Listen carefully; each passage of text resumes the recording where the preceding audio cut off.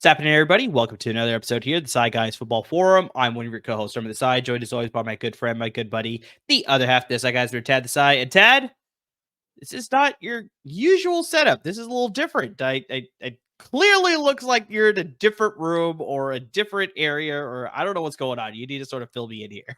I'm happy to announce we are moving into a new studio with the Desai Guys football. No, we're not. I really wish we were, though. I wish. Awesome. That'd be pretty awesome. That'd be One so day. great. One day, buddy. One day we'll get there. But yes, no, I have moved. So, guys, I am so sorry about the, gap in the latest episodes. That's my fault.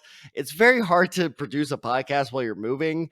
I don't, for our longtime viewers and listeners, you might remember the last time I tried to do that, I had to broadcast it from my phone. I do remember that. You remember that? Yep, I do. I literally had to broadcast it from my phone, and it did not go well. And so we were just like, you know what? Why don't we just take a break here? And you know what? It was a well-earned break because we are now at that sweet spot. Now the Super Bowl is coming up between the season and, draft season really starting to ramp up. So it was the perfect timing for a move. But yes, this is my new backdrop. We'll see if I'll spruce it up. I promise some things will go up on the wall. Very bare right now. You very see an padded room, right? Yeah, exactly. So you got that hallway right behind you. It's kind of weird. We need to work on this. That's my bathroom right there. My bedroom is that way. That's not a good look. No, it's not. We'll figure it out. We'll like I said, we'll figure it out. But yeah, no, new digs. It's pretty nice. But and plus there's no place for Cap to make an appearance, and we got to fix that. So we'll figure it out as we go. But for now, it's looking good. Yeah, no, congrats on the new place, buddy. So hopefully this is a good place for you. And kind of like you were saying, Tad, it's a little bit of a good place for us because this week here, we got the East-West Shrine game happening on Thursday. We got the Senior Bowl happening on Saturday. Like you said, we got 2 weeks from the Super Bowl, and then right after that is going heavy into the offseason. That's where we're going to be getting to the combine. That's where we're going to get into pro days. Obviously, you got the NFL offseason, so like free agency is going to affect a lot of things as far as how these teams are going to affect their draft strategy by signing guys as opposed to drafting guys. So, I mean, yeah, this is a little bit of a tease before we really get heavy into the draft season as far as everything that we're going to be throwing your way as far as rankings and big boards and hopefully some guests, and we're going to go hard into a lot of content. But yeah, definitely we wanted to get to you a good episode today. Like we talked about, we got the East-West Shrine game happening on Thursday, so we want to give you a preview. We took a look at the rosters. We got the East-West Shrine game practices are happening already in Frisco, Texas, Tad, so right in your neck of the woods. I just found that out while I was doing research. So I'm like, oh shit, it's like right in my neighborhood. That's only like, because Frisco is where you and I went to go see the video game museum, right? Yes, that's exactly where it was. Because I remember I was like, "Oh, we should go stop by the Cowboys Stadium." You're like, "No, we're not doing that."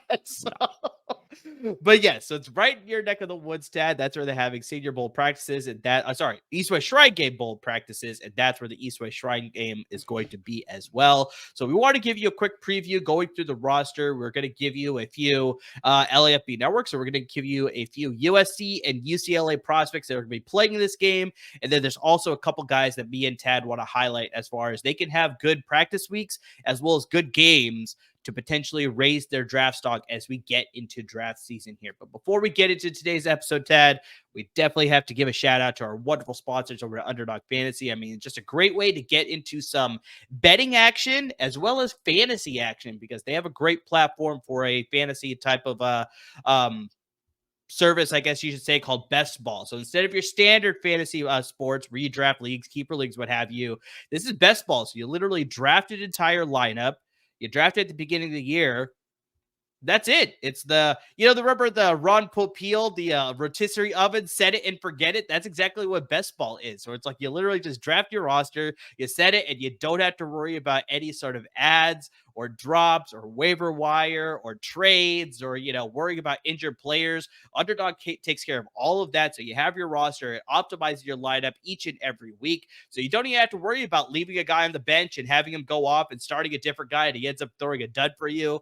Underdog takes care of all of that. They give you the optimized lineup each and every week, so you have the max points possible. So it's really just an easy way to get into some fantasy action without having to worry about all these extra things that you have to worry about with, like we talked about, waivers and trades and start sits and all of that just gets eliminated. A nice, fun, easy way to get into fantasy action. But I think the platform that we love most about Underdog Fantasy, me and Tad love the betting aspect, where you pick anywhere between 2 to 5 different prop picks. And depending on how many picks you make, you get that much more money. And you can bet on the NFL, you can bet on the NBA. MLB is going to be starting up in about a month. You got college basketball. They got a lot of sports. So you just pick those 2 to 5 different prop bets. And if you get them all right, you get that much more money. And it's just a really fun and easy way to get into sports betting as well. And Tad, we want to get you into the action there. So that's why our good friends at Underdog Fantasy gave us a promo code. The promo code is DESAI, DESAI. And you can double up on your just deposit of $10 or more up to $500 using that promo code DESAI. And I mean, it's just they match you dollar for dollar up to $500, like I said. So, I mean, hypothetically, if you were to put in $500 on your account on your first deposit, only the first one, they will match that dollar for dollar, and you can bet with up to $1,000 on their platform then by just using our promo code DESAI, DESAI. So, I mean, Tad, it's a great platform. We love using it, love doing it for betting, and it's just one of the great partnerships that we've been lucky to have on our podcast here.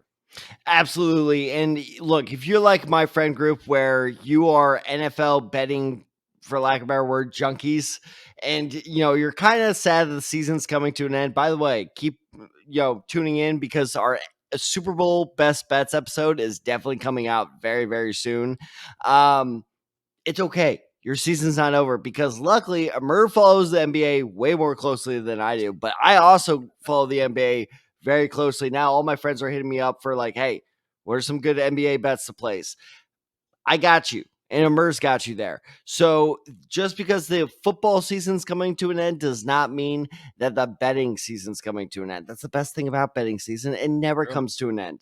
So 24/7, 365. And you know what else that applies to? That promo code right there. So that is not ending at the end of football season. That goes all year long. So we will potentially hit you up with more NBA bets, MLB bet. We are definitely doing MLB bets, dude.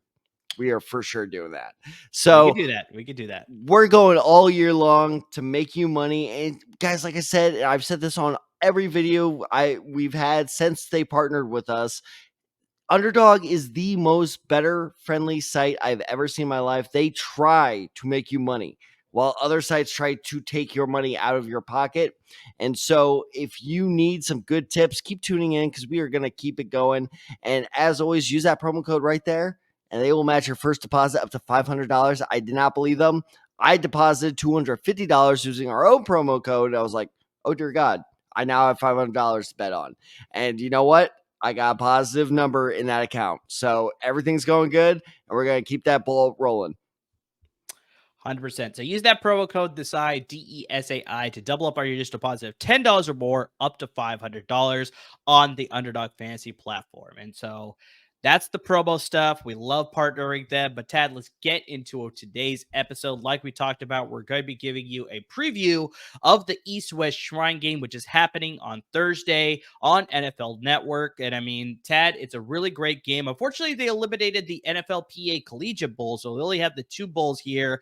And then there is a 3rd bowl game, but that is strictly for the historically Black colleges and universities. So that's the HBCU Legacy Bowl. So we will be doing a preview of that one a little bit later. That happens towards the end of February as opposed to right now. But yeah, these are the 2 main ones that you have here that are happening right now. And Tad, this is the first year, I think we brought this up on the podcast before, this is the first year that underclassmen are eligible for both of these bowls as well. So I mean, I know they call it the Senior Bowl, but underclassmen are eligible keep the Senior Bowl the Senior Bowl. I'm going to come off as the old guy here, but come on. Like the Shrine Bowl is great. In fact, I shouldn't say that. Like, not exile, but like just like seniors are not allowed. That's not fair because there are some seniors who get cut from the Senior Bowl, but I don't know, man. Like the Senior Bowl being open to juniors, it's just like, what are we doing here? That's fair. That's fair. But I think they just obviously want to cultivate just, I the game a little know, I bit more. know. They want to bring more talent, obviously, because not all seniors obviously want to participate either. So, I mean, this is just a chance for them to grow that game just a little bit further, too. And so, yeah, you got underclassmen in both the Senior Bowl as well as the East West Shrine game. So, Tad, we're obviously going to be previewing the Shrine Bowl today. Maybe later this week, we'll get into the Senior Bowl. But yeah, I definitely want to start with obviously us being part of the LAFB network. Let's start with some USC and UCLA prospects. We're not going to spend a ton of time on these guys because obviously you had to wait for the game to be over, but just some guys that could definitely raise their stock. So let's start with the USC side. They got 3 players that are going to be participating. They got the wide receiver Tahj Washington. They got the edge rusher Solomon Byrd, and that they got the defensive back Christian Roland Wallace. So, I mean, I'm going to save Tahj Washington for the end here because there's Okay. actually quite a bit I want to talk about him there. So I want to talk about Solomon Byrd here. It's a little bit tough to find tape on this guy, but I had to A little watch bit, some yep. actual like game highlights to find his number and be able to see him a little bit. And I think he's got some potential, but I think he's going to be a very raw prospect, Ted. I definitely want to get your thoughts on him after I sort of give my spiel here. Shows good power coming off the edge based on what I was able to see. He only came off the right side. So he was only attacking the right tackle and the right side of the offensive line as opposed to being moved to either side of the left as well as the right. And he definitely wasn't coming up the middle. So you had to wonder whether he's only comfortable on that one side. So that could definitely limit his, availability going to the next level and just how much a defense can then use him. So he's going to be a very selective pass rusher. So that's going to hurt his stock for sure. A lot of the times, unfortunately, he got swallowed up by opposing offensive linemen because he didn't have a very varied pass rush skill set. Like, I mean, he pretty much had a bull rush attack, and very few instances did I see like a rip move or like a move over moves or like, the Mr. Miyagi wax on, wax off move. Like, I kind of saw that a few times, but it was like once in a blue moon. He was mainly going for just that pure power, that bull rush attack. Didn't drop into coverage because I think the 1 or 2 times I saw No, him he drop into can't do coverage, that. That's a yeah, terrible idea. exactly. The 1 or 2 times I did see him actually drop into zone coverage, like you could see that he was very like a fish out of water. Like, I mean, his change of direction was terrible. He barely could recognize where the receiver was. It was like pretty bad. So this guy's purely a pass rusher. Maybe he could develop that that pass coverage skills over the course of this practice week and obviously through the draft process if he gets invited to the combine. And definitely at his pro day. But yeah, that is definitely a skill that he is lacking. I think, yeah, just the biggest thing is just he needs a strong practice week to sort of develop that passer skill set. Maybe he can sort of be taught something as far as like, the spin move or maybe like, some counter moves, something else that he can add to his repertoire because, yeah, as of right now, he is just a one-trick pony and that is not going to help you at the next level. He doesn't have the greatest speed either. So I think when you don't have that speed, you have to have a lot of tools in your tool belt as far as trying to get out to the opposing quarterback. So that's what I saw off the limited tape that I was able to find. But Tad, did you see anything that, maybe I didn't cover here with Solomon Byrd? Yeah, I think his athleticism is super interesting. And I say Okay. interesting because I can't quite get a feel for it. Like you Got it. said, he Okay. was attacking one side of the offensive line, and I was like, okay, is it just Yeah. because you're more athletic than these guys? Or is that they utilize him very well. I will say that. Hmm. And another thing that's interesting is he's currently measuring and is 6'3", 250 pounds. I'll be very interested to see if he comes in at that because he looks smaller. And yes, salute to Troy. I did say a USC player looks small. Like I got yelled at for that. I'm like, how can you say this player looks small? I'm like, because Yeah. they did not appreciate that.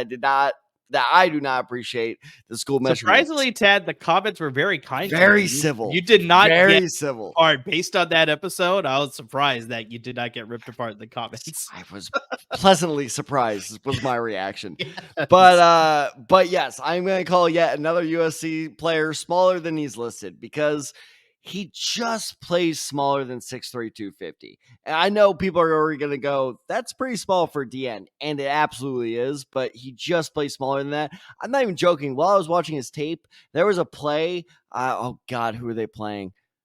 I want to say I can't remember who they were playing, but I'm not even joking. Like this offensive lineman went a little too high on him, and he just like ducked. behind his arms. Like he literally, and the reason I'm doing this for our YouTube audience is like he put his arms above the offensive lineman's arms and just kind of got past him. You're not doing that in the NFL. You're not doing it. And so I think he's just smaller and more athletic in college than people anticipate. So that's why I say interesting, because I could see him being a little bit of an Aaron Donald type of like, he's tiny. How is he doing this to us? And like, because he does have that type of athleticism potential, but he needs to go to the right team. This is an absolute team fit of like, it entirely depends on how they use him. And on top of everything else, I think, the potential is there. He's a day 3 guy at best. His measurements aren't there. Like you said, there's way too much work to be done. But at the same time, depending on how that day 3 list shakes out, he could be at the top of the day 3 list for me going into that, which also could be a potentially good episode is top day 3 list heading in there rather than do another 5-hour live stream. Let's not do that. But he's an interesting prospect to look out for, but I don't see him as a huge riser. But he is on the edge of, does this guy get drafted? Does this guy not? And speaking of which, I have a massive name on that list. Okay. Let's get to the defensive back here, Christian Roland Wallace. And this is once again another guy that was hard to find tape on. I pretty much had to watch some game highlights once again. Based on what I was able to see, Tad, I'd love to get your opinions on this one too. He seems like he's going to be a zone corner. Like pretty much off the skill set that I saw, I don't think he could be a press man corner in that type of zone, that type of scheme. Excuse me. Like I think if he was a zone corner, like if they asked him to be a nickelback in his sort of zone scheme, or maybe even drop him into a converted safety, like maybe he'd be better. Oh, damn it! Fuck you, dude. I'm sorry. Damn it. But it's just like based on the skill set that I saw, he wasn't very physical at the line. It seemed like he just didn't understand how to sort of play that man coverage type of role. But in the zone coverage, he looked a lot more comfortable there. He didn't have the greatest awareness when he was trying to detect run plays. So he was very much dependent on the pass coverage plays as opposed to run play. He came to the play very late. He does have good speed. I did see a few plays where unfortunately there's a running play that was going to the other side. He's running way across the other side of the field, and he's able to catch up with the runner, and he's able to make plays that way. So he does have some good speed as far as making some catch-up plays that way. Shows good ball skills. He wasn't really thrown to that much based on the tape that I saw, but just based on some articles that I was reading, it seems like he's got some good high point skill set. He could definitely have some good ball skills as well. Doesn't always get his head around, and I think that's because of that he's able to sort of sense that timing and gets his hands up there. But I think very similar to Solid Bird, I think there's a lot that he needs to work on this week and definitely through the draft process, but I don't even see him getting drafted, honestly. Like, I think there's just a lot to work on that it's like maybe he gets drafted. He's going in the 7th round, but unfortunately, I see him as a priority undrafted free agent. But tell me if you see anything different. I hate you. So, okay. All right. Our first draft episode, if I'm not mistaken, our first draft episode on this show, at least, since we've done our mock draft. Am I correct there? Correct. Okay. So I have a great Joe Alt hot take. You steal that. Yeah, I did. And then I have another great USC hot take. And then you steal that too. I'm sorry. You're a dick. This is what happens when you go into year 2 and I'm more prepared. I hate you so much. You should have taken full advantage of last year because now I'm going in more prepared than you. This is terrible. We made a huge, it's the Arrested Development thing of like, I made a huge mistake. Literally one of my notes is he would be better at safety. Because you know who like he kind of reminds me at safety, and I think at this point, this is actually a pretty apt comparison. It's Jamal Adams. This dude, I watched, and you are right, man. Finding his tape is tough. And also, one thing I'll say is hilarious doing scouting now because I'm just like, oh, you played for Arizona. Oh, you played, player coming up on this list. I'm like, oh, okay, he used to play for Hawaii. Okay, and I was like, all right. So yes, he used to play for Arizona. So I watched a lot of his Arizona tape. Not a whole lot of his USC tape, but my God, is this man a hard hitter? Yeah. Like all this stuff I could find, I was like, oh, dear God. I was like, oh. It was like, when you watch the wipeout videos on YouTube and the entire time people are just like, oh. Yep. Like that's you turn into Italian all of a sudden. You're just like, hey. Like, hey. That's still okay, right? That's fine. Okay, we're Indian. It's all right. It's better than some of the other stuff you brought up before, which was a lot more sketch for sure. So I'm just saying those Patriots like them some white receivers. That's all I'm saying. Point being is he is one of the hardest hitting corners that and yes, I've only watched a little bit of it, but like I'm telling you, that's how hard some of these hits are. It's like I am truly like, you're a corner? yeah. And then it makes a lot more sense when I watch him in man coverage. I'm like, okay, now it makes sense. Because yes, no, his man coverage skills are not good. They're just not good. But his zone coverage skills, I mean, I won't like rave about them, but they're solid. They're all around solid. There's enough there to, have some NFL potential. So yeah, I see a move to safety as being a good move for him in the future in the NFL. So I think if he tests well, which I think he will, especially when it comes to the strength testing, as I said, he's a very hard hitter, which usually equates to good strength testing numbers. So yeah, I like him as a developmental guy again. But now here's the team, unfortunately, that kept coming to mind as I was watching him. Like, a team that could really do well with him because they don't have an immediate need for safety or corner, but they could really use him in situational downs as a rookie, and they could get him late. He'd make a damn good Texan. D'Amico Yeah. Ryan could figure out what to do with him. And that's You why I could mean, it's definitely like, use him as a project guy. That's for exactly. sure. Like he is, if he goes to the right team as, like the long-term development guy, he can be good. So there's a lot of promise there. Again, he's an interesting, like 6th or 7th round, a name I'm going to keep my eye on. Yeah, I think he's definitely a project guy. Like I said, he's probably going to go undrafted, but it wouldn't surprise me if somebody takes a chance at him in the 7th, like you said, Just where it's because like they he's see such a the hard hitter. potential. Yeah. Exactly. They see the potential. They see the hard hitting. You could use that on special teams as like a gunner, definitely for sure, So it's like, I could see him possibly going in the 7th, but yeah, it wouldn't surprise me at all if he ends up going undrafted. So let's bring up the last USC guy. And I'm actually not going to spend a lot of time with him because we brought him up in our episode where we did with our good friend Alfred Rowe on the Salute to Troy podcast. So we brought up this receiver, Tahj Washington, on that episode as well. But the only reason that I do want to bring him up for a little bit is that I've been watching some highlights of him on Twitter or X or whatever you want to call it. It's Twitter. It's Twitter. We're not giving he who must not be named the satisfaction. It's Twitter. Well, let's just go broad and just say social media. The The videos that I've been bird. seeing on The social bird. media. He's been killing it during his practices. Like, I mean, there's a lot of times where he's showing really good route running skills. He's sharp on his in-cutting routes. His comeback routes are looking very strong. He's very strong hands as far as catching the ball really well. And he's really just making it hard on all the defenders that are on him. And I mean, I brought this up in that episode that we did with Al, is that he is definitely going to be a good receiver, but the only problem with him is that maybe he could develop this and maybe a team can utilize it, maybe similar to Baltimore using Zay Flowers. Is just he is a slot guy. That is the way USC used him. He was not used on the outside at all. They obviously had other guys like Brendan Rice on the outside. So it's like, why would you need to put Tahj Washington on the outside? But maybe that's something, depending, once again, wherever he lands, they can use him on the outside. Like I said, very similar to like a Tank Dell in Houston or a Zay Flowers in Baltimore.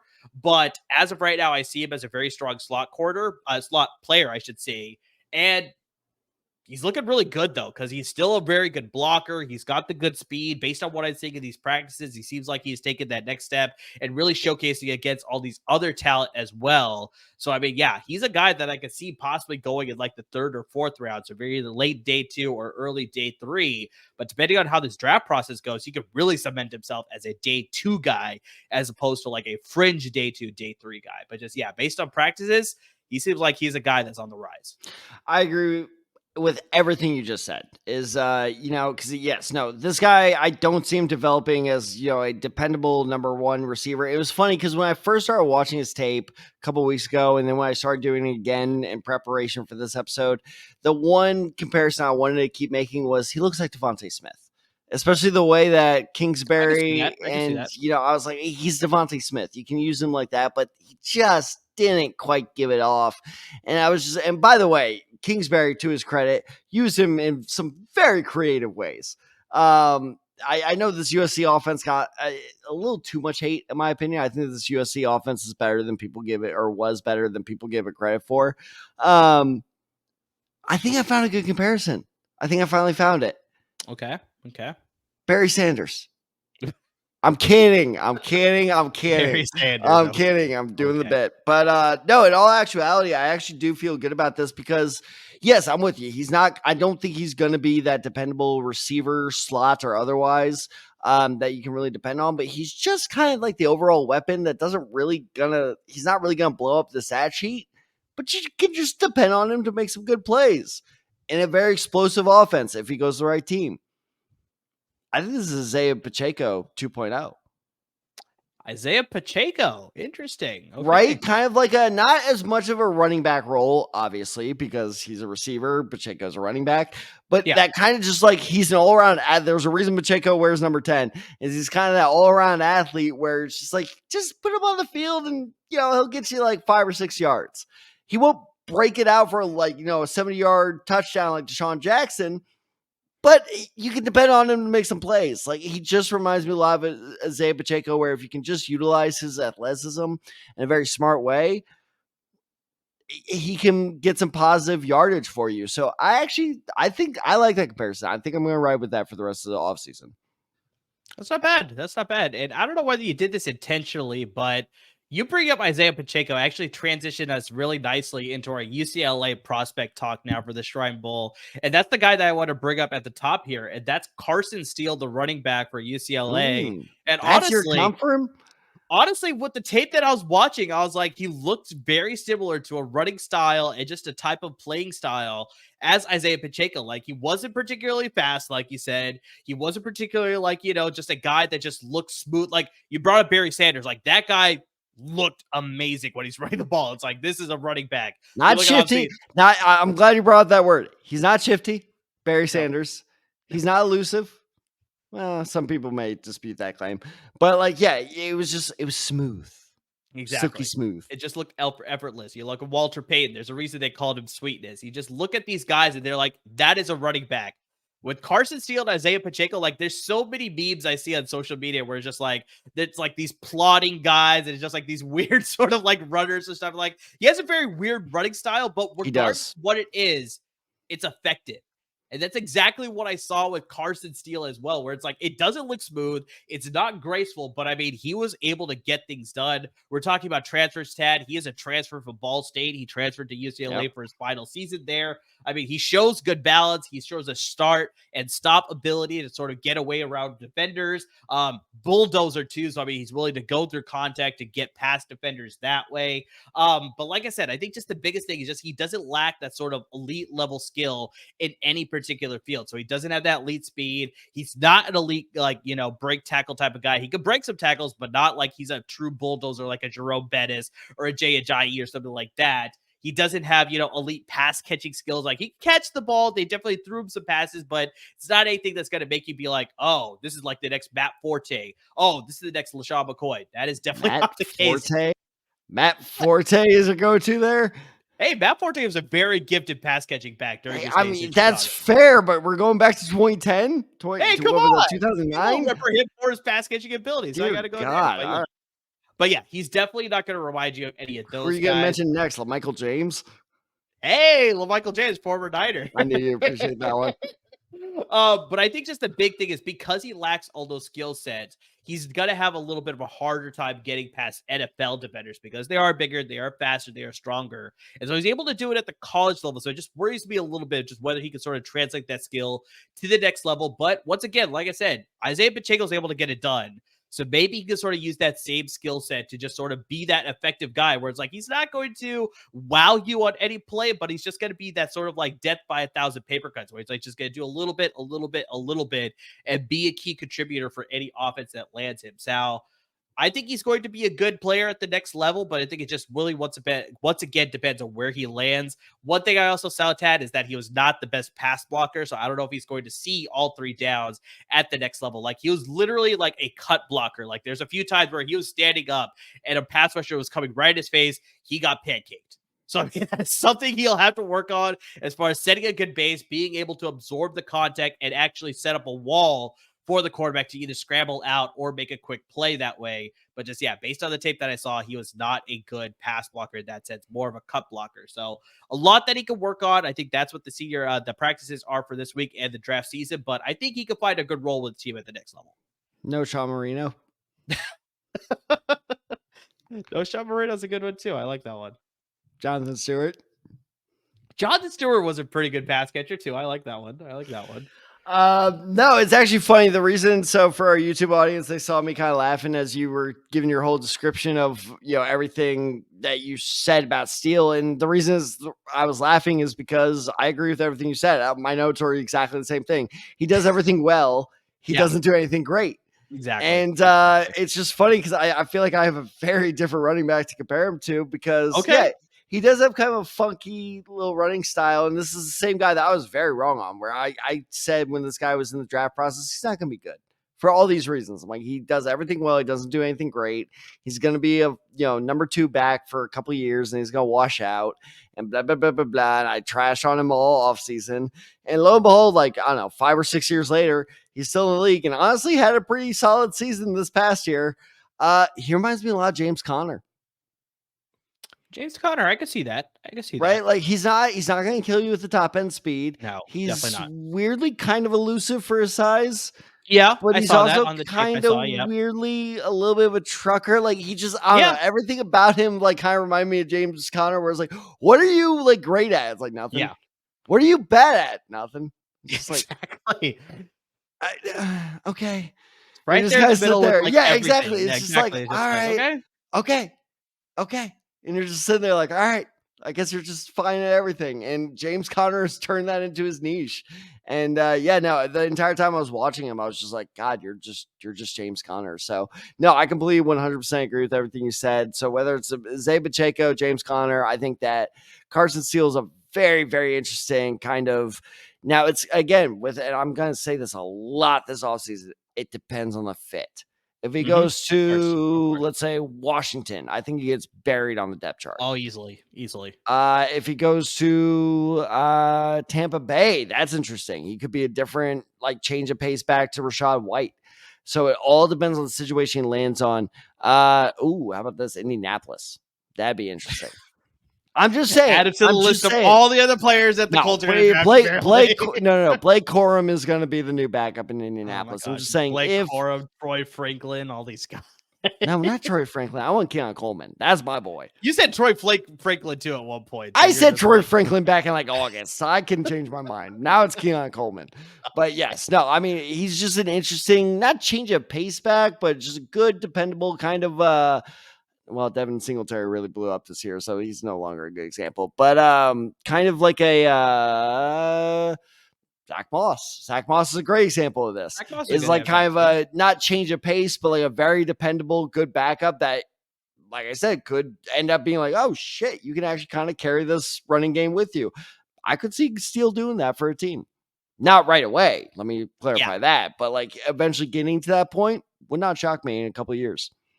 He could carve out a role with the backfield, I think, for sure. But just, yeah, I don't see starting potential with him, just with the skill set that he has, unless he Nah. really improves on it over the course Complimentary of the year. back. Good Exactly. complimentary back being a I ceiling. think so. I think so for sure. All right. The next three guys are all defensive guys, and they're all linebackers or edge rushers. So the guys that we're going to bring up are Darius Buasau, Oh, is that how Grayson you say it? Murphy. Okay. What were you saying? You don't want to know. That's what I was about to say. So Darius Buasau, the linebacker from UCLA, and then the brothers, twin brothers, Grayson Murphy and Gabriel Murphy, the edge rushers for UCLA. So let's start with Darius Buasau. I mean, he just shows good quickness off the line of scrimmage. He can get around blockers with his strong hands. He is a smaller linebacker, but he does have the intelligence and able to play and sort of like, football IQ to play that inside linebacker or Mike linebacker role at the next level. So, I mean, we'll see if that can translate for sure. Shows good technique as a tackler. That's definitely what you want as a inside linebacker for sure. Picks up the ball carrier really easily. The read and react skills are pretty strong with him. The only thing is just I see him as a 2-down linebacker. His pass coverage skills are not that strong. I think they dropped him into coverage a few times, but just once again, very similar to like we were talking about with Solomon Byrd. I just didn't see enough good skills with him that he could sort of become a true 3-down linebacker like a, Darius Leonard in his heyday, Fred Warner, obviously a Roquan Smith. He's still in his heyday. How dare you? He's not with As the they Colts cut anymore. What do I him, care? and the Eagles are probably going to move was on a from him cost too. saving. That was a cost saving move. Say whatever you want, but just unfortunately, all the injury. I'll chalk it up to injuries. He's dealt with a lot of There we go. injuries Yeah, during his we'll do career. that. All right. Fair compromise. Yeah. I think he tends also sometimes with his aggressiveness, he over pursues some runners sometimes. He sometimes falls victim to like some counter moves and some, just like not recognizing the play fully. I think just biggest thing is just he needs to improve his coverage skills if he wants to become a more well-rounded linebacker at the next level. So I mean, what did you see with Darius Muasau that you want to bring up here? I actually kind of disagree with you. I think the pass coverage Okay. is his biggest strength. Okay. All right. But All I right. will say this for his biggest strength, it wasn't that good. It wasn't good enough where I was just like, wow, like it didn't blow me away. But I was like, all right, dude. I mean, if you're gonna find your niche in this league and you need to, yeah, that's the niche to find. So I think he's the perfect kind of like sub in. I think the only way he succeeds in the NFL is if he goes to a zone heavy scheme because he did make a really good play against Utah in particular, where it was mostly because of the play setup, but he did have the athleticism to pull off a red zone interception. Technically, Utah wasn't in the red zone, but the interception was at like the 5 yard line. So he does have a very good ability to read the defense, but I think that's his ceiling. Is this reeks of a guy who is at the top of my list of if I'm a GM, I'm calling him as soon as that draft clock hits zero after the next Brock Purdy is drafted. I'm like, all right, I'm calling this guy up. But I'm not drafting him. There's too much work to be done. Exactly like you said, there's just he's undersized. Even his zone coverage, which I said is I think his biggest strength, you call it his biggest weakness. That shows you what a wide array of Yeah. tape you can find on that. So look, there's some promise there. But in terms of just general, like, can he become a full-time starter? Is he the next Fred Warner of like, hey, we drafted this guy in the, when was Fred Warner drafted? 5th round? Third round pick. 3rd round pick. Well, okay. Can we get this guy? If anyone takes him in the 3rd round, you made a massive mistake. But like, can Agreed. we take this guy in Agreed. one of the later rounds and find a full-time starter? No, he's not there, but there is some promise there for a situational player that I like as long as he goes to a zone heavy scheme. I like it. I like it. All right. So let's talk about the Murphy brothers here. Gabriel Murphy has a little bit more of the skill set compared to Grayson Murphy. I think Grayson Murphy is probably going to be a 6th or 7th round pick, possibly undrafted. He's got some good moves, but I think just unfortunately, it's just a lot that he needs to develop still. I think the biggest thing with Gabriel Murphy, we're not going to spend a ton of time on Grayson Murphy, but with Gabriel Murphy, he got overshadowed by the guy playing opposite him, Laitu Latu. I mean, that guy is going to be a possible top 10 pick in this year's draft class. But Gabriel Murphy shows a really good skill set as well. I mean, superb handwork. He's very good at disengaging the offensive lineman that he's coming across and just very fast off the ball. Strong upper body. He's also got a good lower center of gravity. So he can easily shed blockers to get into the backfield pretty easily. Good anticipation off the line of scrimmage. I mean, I'm seeing a lot of things that just like he's just instantly in the backfield, just recognizing that this is a play he needs to go attack, get into the backfield, stop the ball carrier, stop the quarterback, whatever it is. Good reaction speed. There are some instances where I didn't see the cleanest technique when he was tackling. So, I mean, that's something that he definitely needs to improve.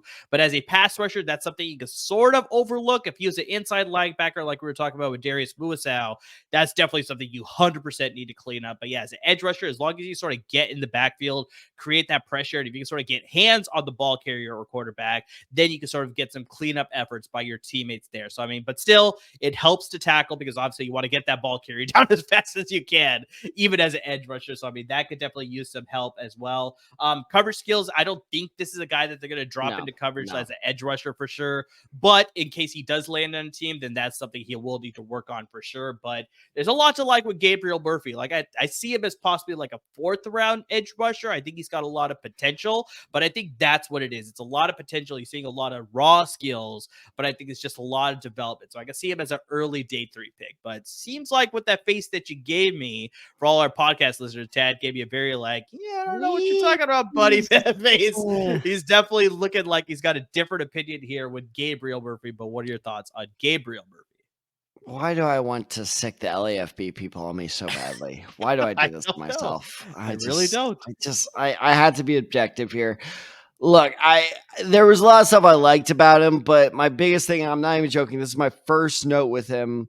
After I could not put this note fast enough under his name. Where do you put him? That's a fair point. I That's a fair mean, point. where he's supposedly around 6'3", 6'4", 250, 260 pounds. I don't think he's that big. He looks a lot smaller than that. And, so he's not quite big enough for the 3-4 edge rusher. You can't put him as a pure edge rusher. He's definitely not big enough for a full-time 4-3, full-time defensive end. He'll get swallowed there in the NFL. I don't see where you do it. He doesn't have the athleticism to really elevate his game at the next level, I think. I think his ceiling is a situational pass rusher, which is fine. I mean, that's a good little niche to carve out for yourself. But Mm-hmm. I mean, there were a lot of things where I was just like, there was a lot of tape I was watching of him where I was just like, oh, you're just faster than everybody else in college. Yeah. But it wasn't like Jadeveon Clowney where it was like, oh no, you're just like ungodly fast. It was like, oh no, you're just okay, you're quicker than everyone else. When you get to the next level, you're not going to be quicker than everyone else. So I have massive concerns about him getting swallowed to the line. So if you want to take him in the 6th or 7th round, I think that's a fair, maybe in the 5th. You can convince me there. Okay. But man, if you're talking about spending a 3rd or 4th, I think you can find much better players because you have to factor in the possibility, and this happens every year, that there's always going to be a big time, and I know it wasn't pass rusher, but big time defensive player who falls in the draft. And was this last year or 2 years ago where Nakobe Dean, everybody was like, Yeah. that's a low key, like close first rounder. And he fell all the way to what, 3rd round, 4th round Third to the round, I Eagles, believe. Yeah. 3rd round to the Eagles. And you're going to have that player. Do I take that player or do I take this player? I'm taking that player. And That's fair. it's one of those things, like, I see the promise there. I really do.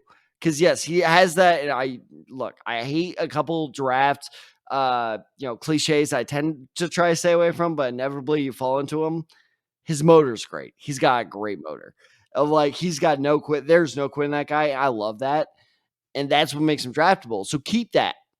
But at the same time, you just got to be realistic. So I see him more as a actually late day 3 project. Okay. Interesting. But yeah, I think this East West Shrine game practice week, I think, could definitely play into the factor It as could far as the increase his draft stock stock, big time. either up or down with all the prospects that we brought up for both the USC guys as well as the UCLA guys. Now, Tad, let's get to some non-LAFB network guys. Let's get to some everybody else that, who are some guys that you want to highlight that could have a good week, that could really raise their stock over the course of this East West Shrine game practice week as well as the game itself. So, was that a week ago or 2 weeks ago? I'm driving home from work and I get a text from Merv like, "How could you not tell me?" I'm like, the hell are you talking about? I love this story. And it's just like, there's been a TCU player you need to tell me about. I'm just like, okay, Josh Newton, because we talked about him on the podcast. Yeah. And he just goes, no. There is a TCU lineman named Willis Patrick. And that was news to me. I had no idea. But first off, that's awesome. Willis Patrick, that's so great.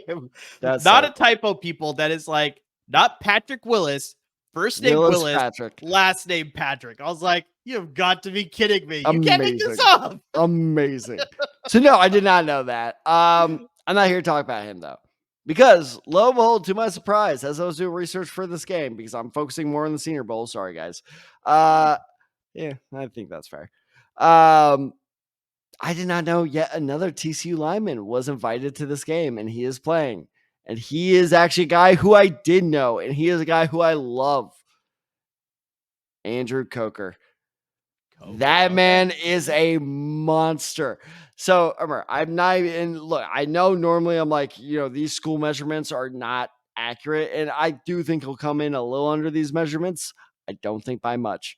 Andrew Coker is 6'7", 325 pounds. I'm going to guess at the combine, it's going to be closer to 6'6", probably like 315. I don't expect it to be like big dude. That's a big dude. He's a big dude. And let me tell you, he is very fast and very agile. for his Okay. size. So I really, really like this guy as a very good 5th, 6th round prospect. Because look, there is a lot, and just to show I'm not being a homer, there is a lot to work on with this game. He needs a lot of technique help, and good guys, he very vulnerable to the bull rush. But if he goes to a team like, I don't know, the 49ers, or I don't know, the Eagles or the Chiefs, where you guys know you're going to have a, need a tackle in about 2 years, this is the perfect D&D guy, and I'm not talking Dungeons and Dragons. I am talking draft and develop. Thank you for that.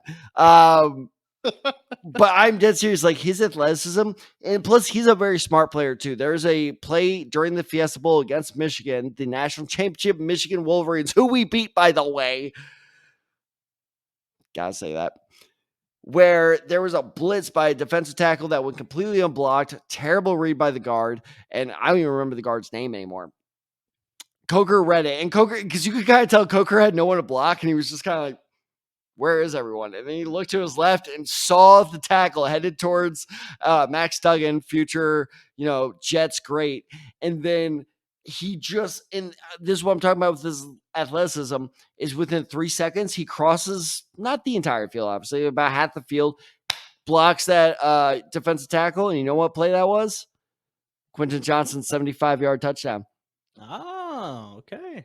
Okay. So I'm telling you, there is a lot to like here with Coker. I think that he is going to impress a lot of people, both in practice with the size and in the game as well. As long as he can show, hey, look, I'm big, I'm athletic. I just need a little bit of help with my technique and a little bit of help building up my strength. And we always talk about this on the podcast. Building up strength, that's nothing in the NFL. So he just needs to build up his strength to be able to handle those bull rushers, handle his technique so he can be a better pulling tackle.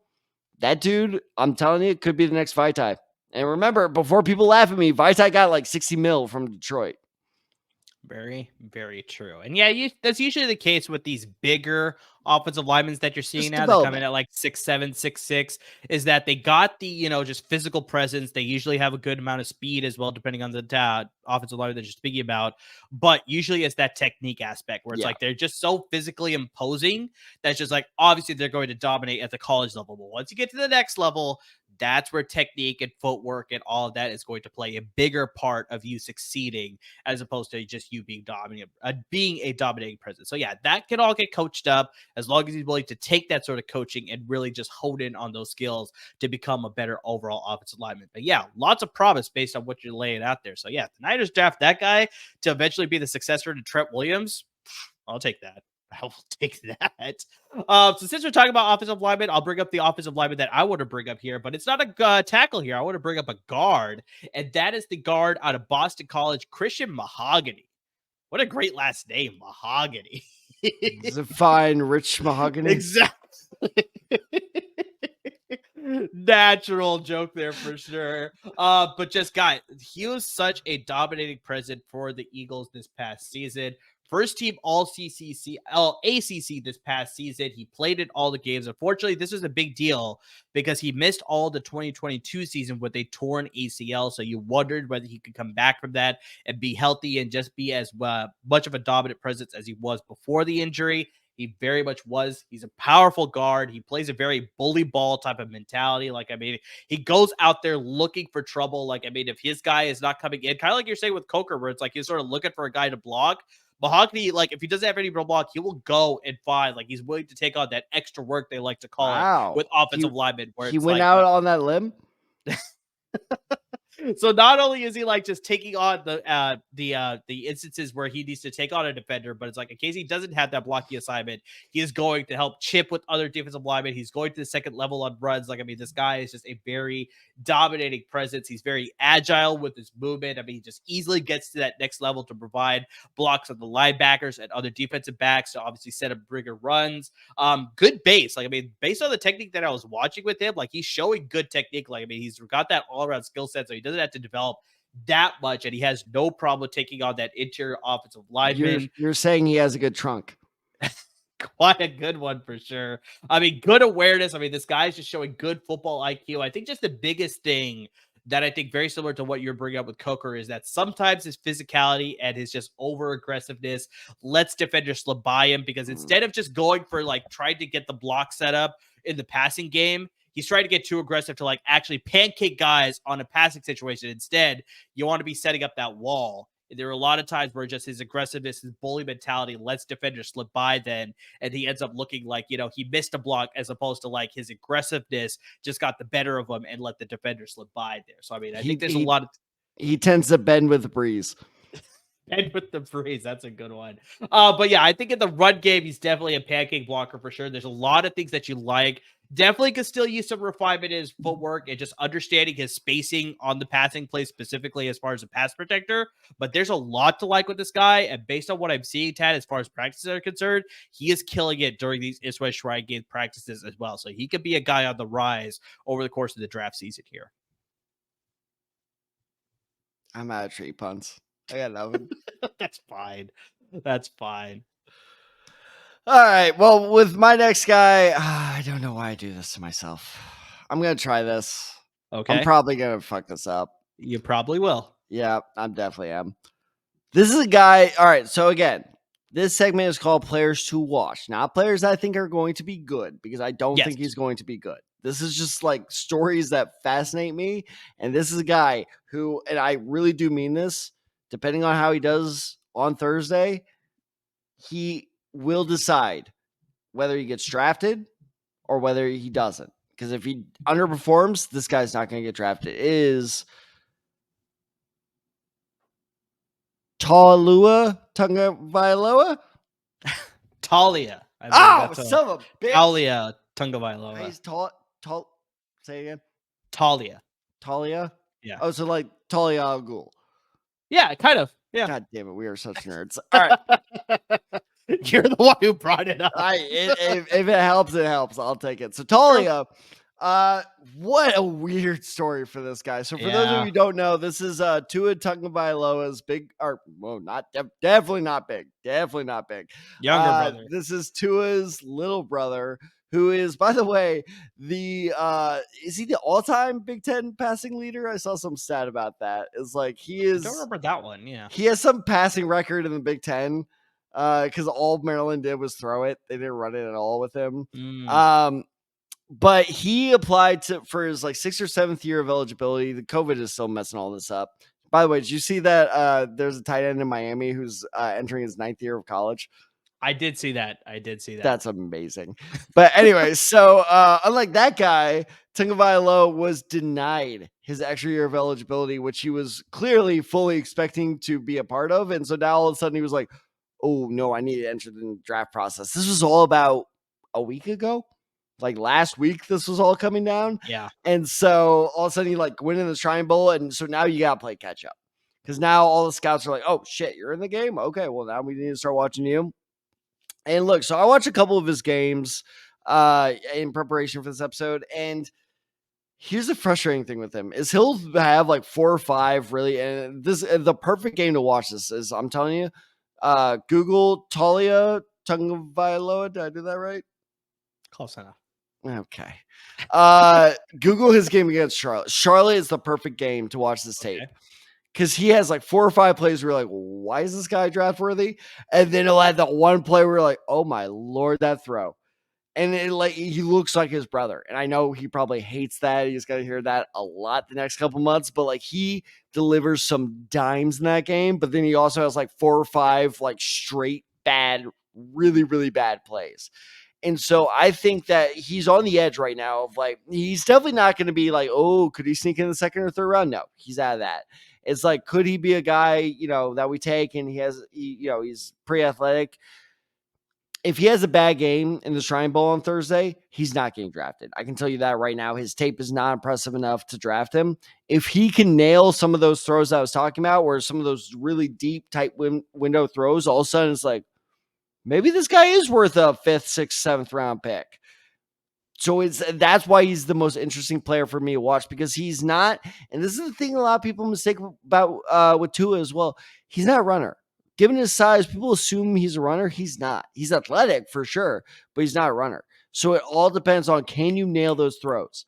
And if you can nail those throws, then 100%. I think that he will solidify himself as a draftable quarterback, especially because he's looked really good in practice, but that makes sense because he's very physically gifted. Those quarterbacks always look good in shorts. So I think he's going to kill it his pro day. I think that his draft stock is just going to go up from here.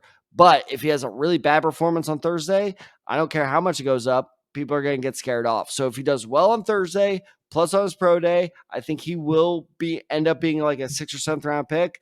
But if he sucks on Thursday, his hopes of getting drafted are over. I will be fascinated to see how he does. That's an interesting one because, yeah, with this quarterback class, I think it's just obviously we're talking about the guys at the It's top. all I over the think it's just place. like This is going to be so in hard the to middle predict, and dude. towards the end, it's going to be, yeah, interesting. So it's like, yeah, he very much could be a guy that got drafted purely because of the project aspect and his sort of brother connection there. But it could also be a situation where it's just like, yeah, if he hurts himself in any way, either playing the game or in his pro day or whatever it is, like, yeah, he could definitely run the risk of being undrafted as well. So I want to close this out by talking about a edge rusher for the University of Utah, and that is Jonah Ellis. And Tad, I don't know if you've seen any tape of this guy, but I mean, this I'm guy not. looks like a very dynamite type of pass rusher. He's got the NFL pedigree in front of him and behind him as well. His dad, Luther, was a very famous pass rusher for the Atlanta Falcons. He was a Pro Bowler with them. All three of his brothers are on NFL rosters right now. His brothers, Caden, Christian, and Noah Ellis. So they're all on teams in the NFL. So this guy is just going to be the next guy in line. Very similar to like the Watt family and the Gronkowski family. Like the Ellis family is like they're All making right. injury. All right. Let's Maybe curb not to the same level. expectations here. Not My to the same God. level there, but just Tad. He is a 2023 consensus All-American. He's a two-time All Pac-12 edge rusher. I mean, just excellent jump off the ball. Like, I mean, this guy's anticipation off that jump from the center is just like amazing. He just instantly can recognize that the play is happening, gets into the backfield very quickly. I mean, he just has a good skill set. We're talking about getting the best of his opposition. We're sort of talking about some other pass rushers with UCLA and USC, where it's just like they don't have that varied skill set. Ellis has that skill set where it's like I'm seeing a lot of these different moves. He's not amazing at any of these moves, but at least he has that different skill set. So he understands. Like there's a couple times where it's like he'd use a spin move on a couple of guys and it wasn't working. So it's like, all right, let me try an up and under move, and then that works. And then once they figure that out, he's like, all right, let me try a counter move. So it's like he's constantly coming with a varied attack, and that's what you want when you have a skill set that's like everything is not great. I mean, everything is not elite, but if everything is great, then that's how you can sort of get to the backfield consistently. And that's what I see a lot with Ellis, but he's also got good speed to come off the edge too. So, I mean, they're lining up on the left side, the right side, they're bringing up the middle as well. I mean, just a strong upper body. I mean, there's a lot of times, Tad, where it's like he's being held. Well, not held, but he's being contained. That's probably the better word there by an offensive lineman, but he's able to still reach with his right hand and get a hold of the quarterback and bring him down. Like, I mean, he has that much strength that he's able to display. So not only was he being taken care of as far as being blocked off, but it's like he was still able to work through that and still get to the ball carrier and stop the quarterback from making a play or disrupt the pass or bring a ball carrier down in the backfield. So, I mean, this guy just shows a lot of good raw power as well. In the run game, he wasn't as good as setting a good edge. So he's like, containing the run, obviously, or letting other people come around him then. So it's like that's something he can definitely work on as far as being a better run defender, as far as just being a pass defender. Also, the big thing with him is that while he shows good speed, he's sort of a upper body type of guy. So he's got a better upper body than lower body. So because of that, he's not good at bending around offensive linemen that you see with like a Von Miller or like, Demarcus Ware was really good bend E2. Well, So I mean, to be fair, Von Miller got paid like $5 million per tackle this year, so yeah, maybe not something the along best those guy lines. to But just like model. coming out of college too, it's just like they had that skill set where it's like they can sort of make that bend and really get under offensive linemen. So Jonah Ellis is not going to show you that type of skill. So he's relying more on his power and his skill set as far as his varied moves to get past the offensive lineman. So that's not something he's going to bring, but definitely what I could see from him. And if he could sort of show that he could recover from, he had season-ending torn labrum surgery this past season towards the end of the season. So if he could sort of recover from that, I don't know how much playing time he'll get in this game during this practice week as well as the game itself. I think he's probably there mainly just for interviews. But if he gets invited to the combine and he has his pro day, that's where he can sort of showcase his skills again. I think this is a guy that's like, you see the potential. Like I said, he had a fantastic 2023 season. Fortunately, got cut just a little bit short because of the injury. But there's a lot to like with Jonah Ellis. So you're saying he's no stump? That's enough of those jokes for sure. I'm sorry. I'll leave now. Please do. Please do. But yeah, Jonah Ellis is a guy that definitely I think he could improve his stock quite a bit, and he could sort of enter that conversation of being a day 2 type of edge rusher. No, and I'll say this as well as the reason I kind of like perked up when you were like, oh, just an interview only guy is because I got really excited when I saw his name and I totally forgot just how badly he got hurt. The quarterback I was going to choose was Jordan Travis. And a very interesting name that he apparently met with just yesterday. Apparently, according to reports, is Jordan Travis sat down with the Pittsburgh Steelers. So very interesting, kind of like using that as a kind of combine type of event. So yes, no, look, the Shrine Bowl does not get all the love the Senior Bowl does, but it's still a massive event, especially, and that's what I love about the Shrine Bowl is, look, you didn't get invited to the Senior Bowl, okay. You still got a shot. And that's what I love about the draft is there's just so many small school guys. I mean, for the love of God, we had the last pick of the freaking draft about to play for the biggest title in the game in just a couple of weeks. Congratulations, by the way. My father is very pissed off. I'm sure he was. Along with a lot of America, because the Niners were definitely the villain this past weekend. Yeah. So, but bottom line being is like, that's what I love so much about the draft is like these guys, some of the guys we've talked about, hopefully some of the guys we haven't talked about is going to be big. Unfortunately, we're not doing a live stream of the Shrine Bowl, but you can bet we are going to do a Shrine Bowl's winner and losers episode coming up. So be sure to keep tuning in for that because guys, draft season is just underway. And plus, don't forget, we're doing award show coverage too, baby. Not live coverage. Good God, we're not covering that live. But, a little bit like Fallout reaction, that's on its way as well. No, and it's actually funny that you bring up the live stream tab because 100% we're doing our 3rd annual Senior Bowl live stream. So that's going to be happening this weekend. So definitely check out all your social media handles. You see the ticker down below. You got me at UrbanSide23. You got Tad at TadTheSide94. Got the show handle at The Decide Guys. And of course on Instagram at The Decide Guys as well. So I mean, guys, we're going to be doing a live stream of the Senior Bowl. We're going to have a lot of friends with us. We're going to be covering the game, talking about all the prospects in that game, talking about some other stuff in the off season as well, non-college related, but just a lot of great content for you. If you want some draft content, that is the thing to check out, even just for a portion of the time. But even if you can't catch it live, it will be available on demand as well. So make sure you check out that content. Like Tad said, this is sort of the tip of the iceberg. There's a lot more content that we're going to be delivering to you with, like we talked about, the combine is going to happen, and then the pro days, and then the NFL offseason, and the NFL awards. And obviously, we're going to get till the NFL draft at the very end of April. So I mean, tons of content is going to be coming your way. But guys, make sure you subscribe or listen to your podcast. Make sure you subscribe to our YouTube channel. Make sure you're supporting our parent network at LAFB Network. They're giving you a lot of great content when it comes to the Rams and the Chargers at the NFL level and the Trojans and the Bruins when it comes to the college level. So they're giving you a lot of great content. And guys, I mean, just everybody who's already subscribed to our podcast, who's listening, who's watching, who's interacting with us on social media. I mean, just anything and everything that you're doing, guys, we really can't thank you enough. And as always, thank you so much for listening. Thank you so much for watching. Our numbers have been great, and that's only because of you guys, our loyal listeners, viewers, and followers. So keep following. We're going to bring you awesome draft content. And as always, everyone, please stay safe.